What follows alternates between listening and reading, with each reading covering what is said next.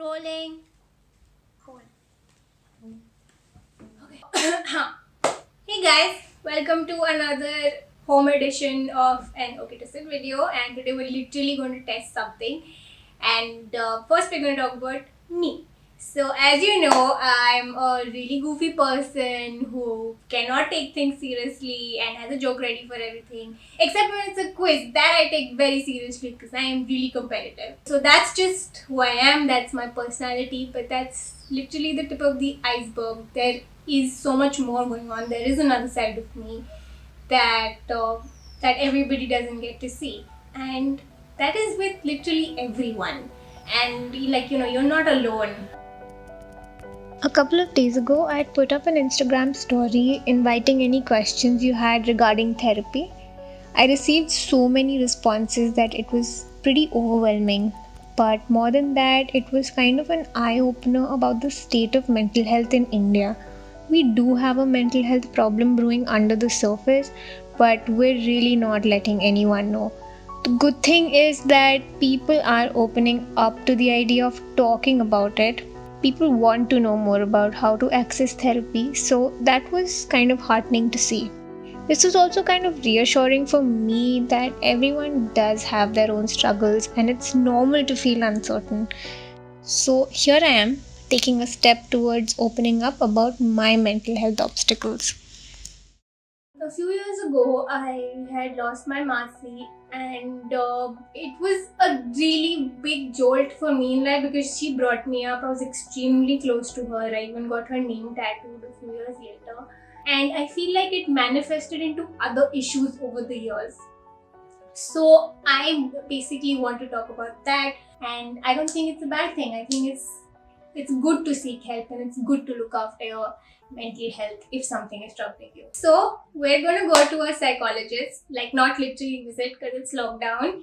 I'm going to have a one-to-one video call session with her. And also, there are so many myths around therapy and psychologists, so we're going to try busting those as well. So yeah, it's going to be an interesting session today.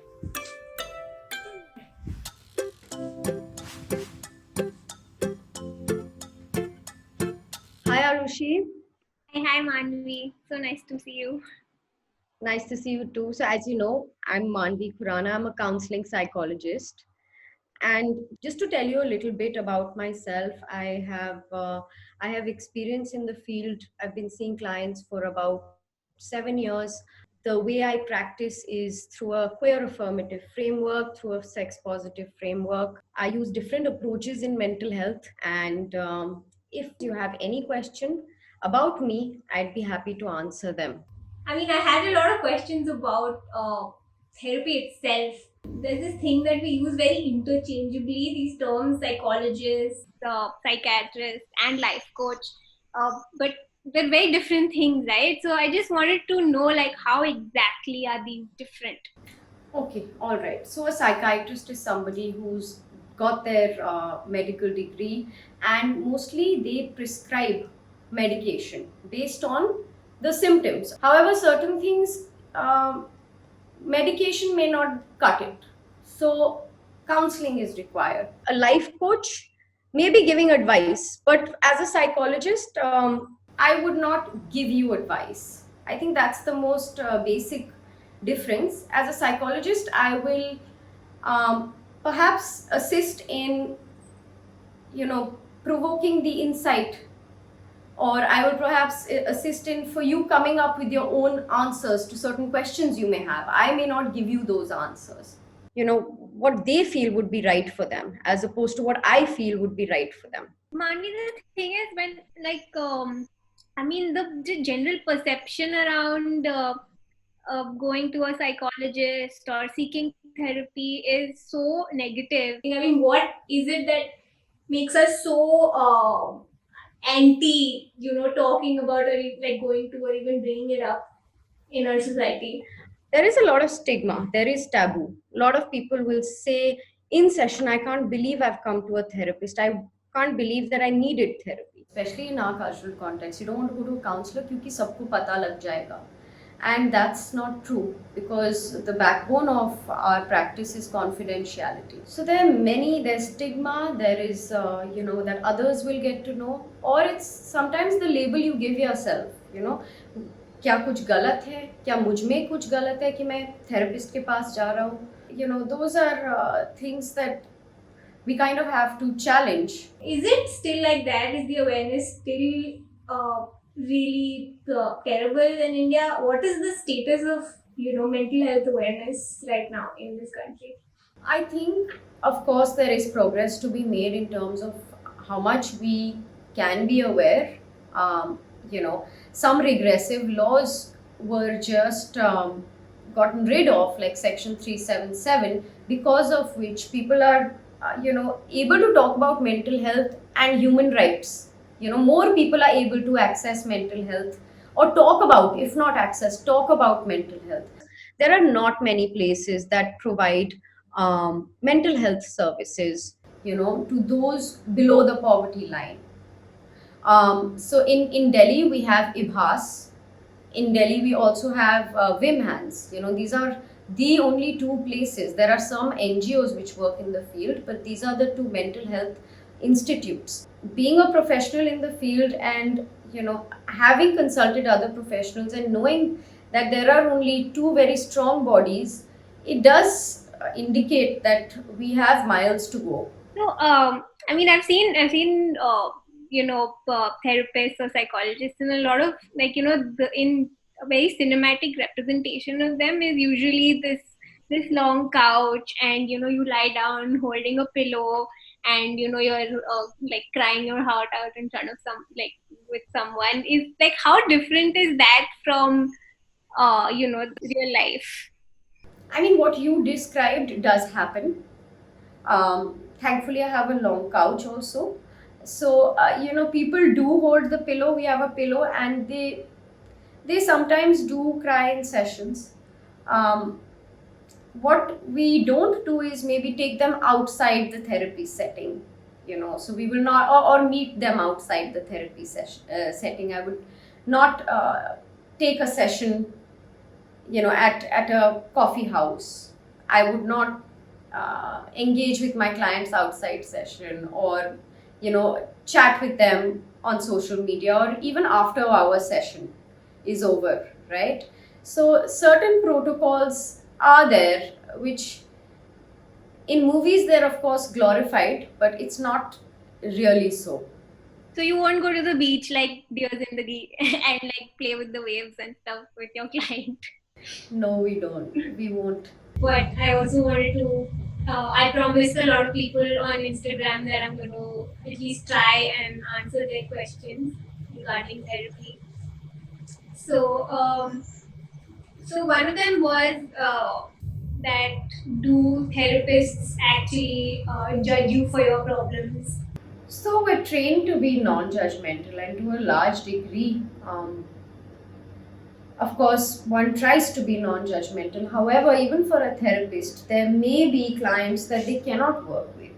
There may be a therapist who, for example, can't work with a pedophile because of their own experiences, right? And that becomes triggering for the therapist.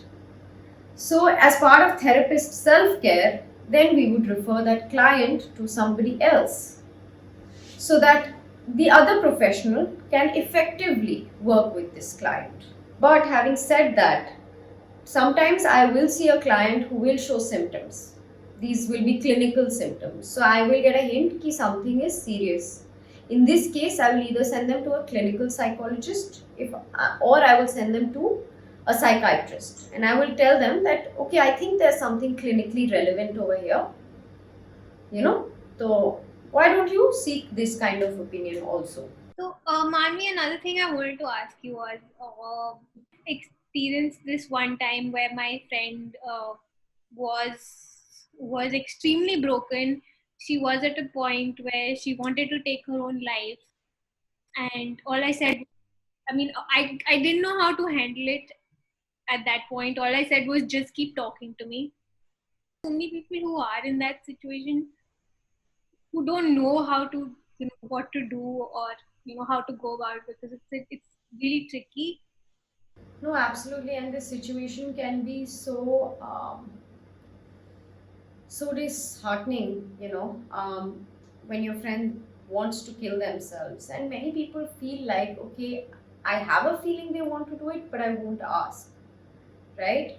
Or that asking may put an idea in their head, and they might actually do it. And the truth is, asking people very often makes them express or makes them tell you. Research shows that if you ask somebody, how are you feeling? Do you feel like killing yourself? That makes them talk about it, not do it. So it's important, if you feel like that, you must ask your friend, um, have you been feeling suicidal? Are you thinking of taking your life? And these questions would prompt expression more than action, Yeah, and what you were also doing by actually talking to your friend on the phone was delaying, was just trying to keep them on the phone, trying to see, will they feel better? Will they be able to talk to me and feel better? Will they not do anything to themselves while I'm on the phone? So that is something that's very helpful. It's important not to preach, because and it's important not to remind them of very stereotypically their parents or something like that, right? Without knowing anything about their background, you never know, maybe their parents are the cause that is distressful for them at this point. So even when you are counseling a person, speaking to a person, I think it's important to see what to say at this time. And a lot of people ask, when we do go to a therapist, what do we even talk about? How do we even start that conversation? How do we, how, like, what do you have to say to them? A skilled therapist, will, if you want to take the lead, will allow you to take the lead on what you want to talk about. Most people, um, I won't give them a topic, talk about this, but we keep it very open ended so that the person can choose, take the lead, and address the things that they've intended to address. Even upon persisting, clients will say, I just don't know what to talk about. Then you can say, okay, maybe you maybe you can tell me about yourself, or maybe you can tell me what brought you here today. Let's get into the session and show others also how counseling can be less nerve wracking than we imagined. So tomorrow, for example, Arushi, if I see you at a mall, I will not be acknowledging you, just for the sake of your confidentiality. Is that okay? So my session began with with Manvi kind of easing me into it. Like the best part was that she was taking permission from me. About whether she should take notes, or and making me feel comfortable about where this would go and how we would be talking, and the whole process. Things have changed so much. Okay, so the first thing is that I am severely asthmatic, and now and after the lockdown has opened, my husband started going to office, and he gets exposed like 3 days a week. Just thinking about the fact that if I even get infected with this, for me it's going to be terrible. It's going to, like, the chances of it being fatal with me are extremely high. It was like a curve, like a can of worms have opened, and it was just like blah, blah, blah, blah, blah, making me extremely anxious. It sends you into a spiral. Absolutely, it's got to be quite overwhelming for you, as I understand.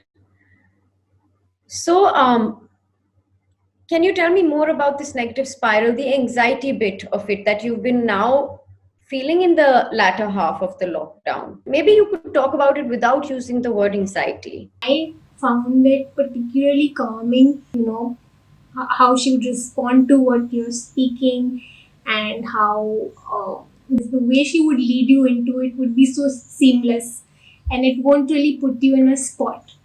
And that was what I found really comforting. So the past coupled with um, Google is making you feel overwhelmed, and in fact making you even feel like something might happen to you, certainly. Is that right? The thing that I noticed, which really encouraged me to open up, was the fact that she kind of reciprocated really well, not just in terms of speaking, but also in terms of expression. Like there was no laughing or no frowning. There was an extreme. There was just, you could feel a sense of empathy, which is basically like, which is all you want to begin with. And that kind of gave back this visual memory of my last experience with it, which was my Masi on the ventilator. So it just kind of, that is the dark spiral that it actually goes to. That is certainly devastating. And even more so when you have to explain other people about the pain, right? Um, so, Arshi, do you think this is something that we should explore within therapy, that you would be comfortable, or maybe later, not right now? How do you feel? Yeah, I'm okay. I'm comfortable with that. Okay, right. So, today I know a very little bit about you.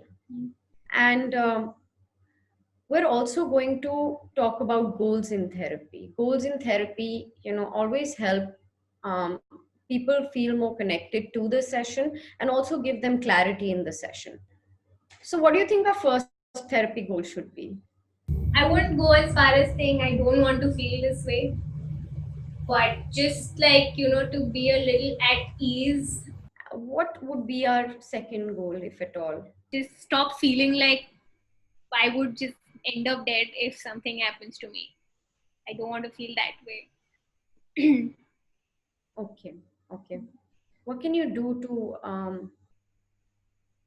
to lessen the gravity of that at this point? It was a very kind of a comfortable thing to do, and she kind of eased you into it, saying that it's not something that you have to do. We won't pressurize you. It's not like homework or something that you have to do it, but do it in your own pace and do it when you feel comfortable doing it, which was another thing that really put me at ease. So we're going to work. And I'm going to try and understand what your fears are and how to make therapy a safer space so that it comes out in terms of expression. At any point, you don't have to do anything that you're uncomfortable doing. If there's a territory that you don't want to talk about, you don't want to go there, we can do it in due course of time. There is no urgency. It's a different experience when, it's not like you're writing on a computer or on a pen and paper, which is also like therapeutic in its own way, but actually having human intervention without any judgment, and with someone actually leading you into, talking about something that'll help you, and an experience which will actually kind of make you move on and move forward in life, is actually something so good and so therapeutic and so important.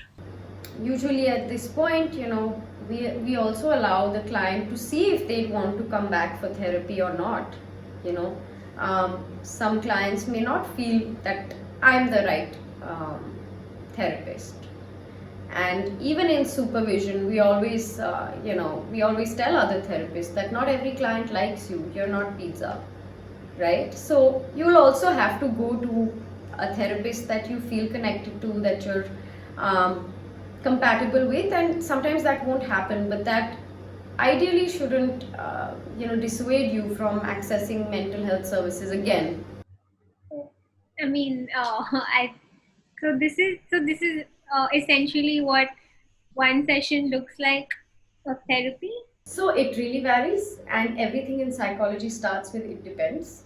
But yes, this is how I go about a session, and sometimes we aren't able to make goals with a client over the first session. Today, me and you were. In the next session, we're even able to either in the first session or in the session when they have decided to seek therapy.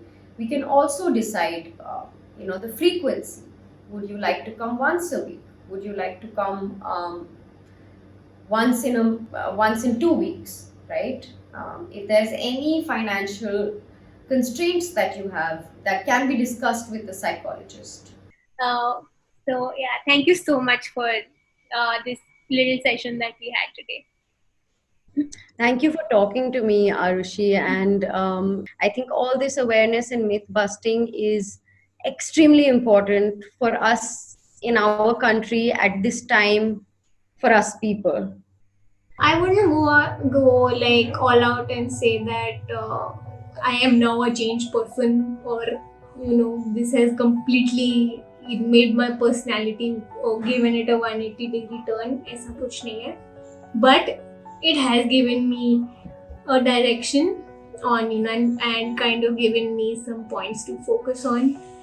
This was just session one, and I mean, it didn't feel like it was something abnormal or anything. It was very normal, it was very comforting, and this is something that I would seriously consider doing more often. It's very healthy to do so. The only regret I have is that I didn't go sooner. Just remember that there is always help at hand.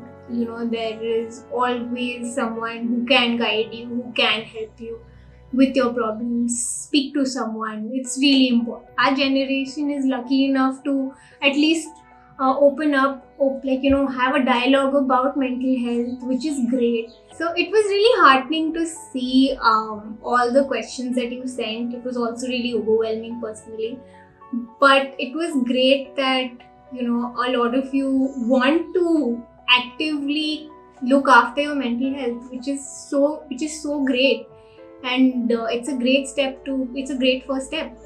If you found this video helpful, don't forget to like, share and comment down below, and also subscribe to OK Tested and go download our app. Yeah, what are you waiting for? We just tried to kind of normalize therapy and help you look after your mental health, and we just hope you take a cue from that and go ahead and look after yourself.